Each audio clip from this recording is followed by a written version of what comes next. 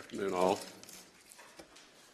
The Trump administration is currently conducting across the entire government a review of our Iran policy. Today, I'd like to address Iran's alarming and ongoing provocations that export terror and violence, destabilizing more than one country at a time. Iran is the world's leading state sponsor of terrorism and is responsible for intensifying multiple conflicts and undermining U.S. interest in countries such as Syria, Yemen, Iraq, and Lebanon, and continuing to support attacks against Israel.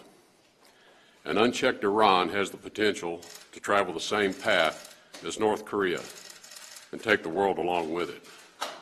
The United States is keen to avoid a second piece of evidence that strategic patience is a failed approach. A comprehensive Iran policy requires that we address all of the threats posed by Iran, and it is clear there are many. Iran continues to support the brutal Assad regime in Syria, prolonging a conflict that has killed approximately 500,000 Syrians and displaced millions more. Iran supports the Assad regime even as it commits atrocities against its own people, including with chemical weapons. Iran provides arms, financing, and training and funnels foreign fighters into Syria.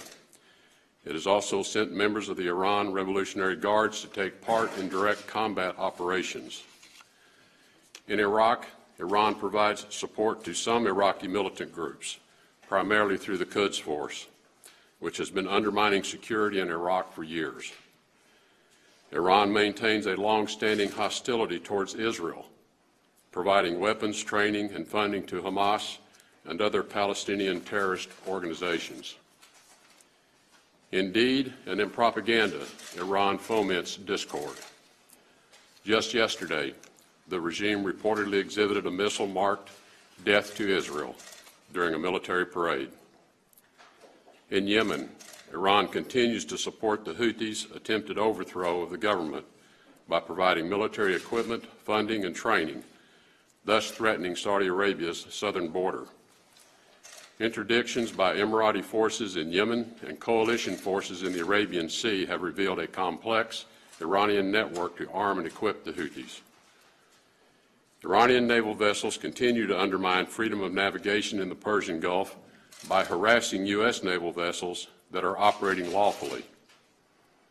Iran has conducted cyber attacks against the United States and our Gulf partners. Iran has been behind terrorist attacks throughout the rest of the world, including a plot to kill Adel al-Jubeir, who was then the Saudi ambassador to the United States. Whether it be assassination attempts, support of weapons of mass destruction, deploying destabilizing militias, Iran spends its treasure and time disrupting peace. Iran continues to have one of the world's worst human rights records. Political opponents are regularly jailed or executed, reaching the agonizing low point of executing juveniles and individuals whose punishment is not proportionate to their crime. Iran arbitrarily detains foreigners, including U.S. citizens, on false charges. Several U.S. citizens remain missing or unjustly imprisoned in Iran. Apart from the abuses inside Iran's own borders, it is the threat it poses to the rest of the world. Iran's nuclear ambitions are a grave risk to international peace and security. It is their habit and posture to use whatever resources they have available to unsettle people and nations. With its latest test of a medium-range ballistic missile, Iran's continued development and proliferation of missile technology is in defiance of UN Security Council Resolution 2231. And it has previously stated it will conduct a second test flight of the Simorgh space launch vehicle, which would put it closer to an operational intercontinental ballistic missile. Any discussion of Iran is incomplete without mentioning the JCPOA. The JCPOA fails to achieve the objective of a non-nuclear Iran. It only delays their goal of becoming a nuclear state. This deal represents the same failed approach of the past that brought us to the current imminent threat we face from North Korea. The Trump administration has no intention of passing the buck to a future administration on Iran. The evidence is clear. Iran's provocative actions threaten the United States, the region, and the world. As I indicated at the beginning, the Trump administration is currently conducting a comprehensive review of our Iran policy. Once we have finalized our conclusions, we will meet the challenges Iran poses with clarity and conviction. Thank you. Mr. Secretary, We'll take a few questions. Andrea Mitchell. Mr. Secretary, by your own letter to the Speaker of the House, Iran is complying with the terms of the nuclear deal. If you break out of that deal, won't that send a signal to North Korea and other rogue nations that the U.S. can't be trusted to keep its end of the bargain? And Iran is already being sanctioned for its terrorism, for its missile advances by the U.S. Is another option, one that many Republicans on the Hill have suggested, to increase those sanctions, to punish Iran for those things? Well, Andrew, I think it's important in any conversation on JCPOA, and I think this was one of the mistakes in how that agreement was put together, is that it completely ignored all of the other serious threats that Iran poses.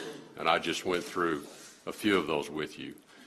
And that's why our view is that we have to look at Iran in a very comprehensive way in terms of the threat it poses in all areas of the region and the world. And the JCPOA is just one element of that. And so we are going to review completely the JCPOA itself. As I said, it really does not achieve the objective. It is another example of buying off a power who has nuclear ambitions. We buy them off for a short period of time, and then someone has to deal with it later. So we just don't see that that's a prudent way to be dealing with Iran, certainly not in the context of all of their other disruptive activities. Matt Lee. So, Mr. Secretary, you mentioned that the JCPOA is another example of a failed approach, likening it to strategic nations with North Korea. On North Korea, is there serious consideration being given to relisting it as a state sponsor of terrorism, something that was a designation that was removed, in fact, by the Bush administration? We're reviewing all the status of North Korea, both in terms of state sponsorship of terrorism, as well as all the other ways in which we can bring pressure to bear on the regime in Pyongyang to re-engage, but re-engage with us on a different footing than the past talks have been held. So yes, we are evaluating all of those options. Venezuela, the turmoil of Venezuela today. Are you worried about the situation in the streets of Caracas and Venezuela? I'm sorry, I didn't catch all your. The situation in Venezuela today, there is a turmoil. A lot of people on the streets of Venezuela protesting against the government of Nicolás Maduro. Are you worried about the situation there? Well, we are concerned that the government of Maduro is violating its own constitution and is not allowing the opposition to have their voices heard, nor allowing them to organize in a way that expresses the views of the Venezuelan people. Yes, we are concerned about that situation. We're watching it closely and working with others, particularly through the OAS, to communicate those concerns to them. Thank you, everybody. Thank you very much. Thank you. We want to clarify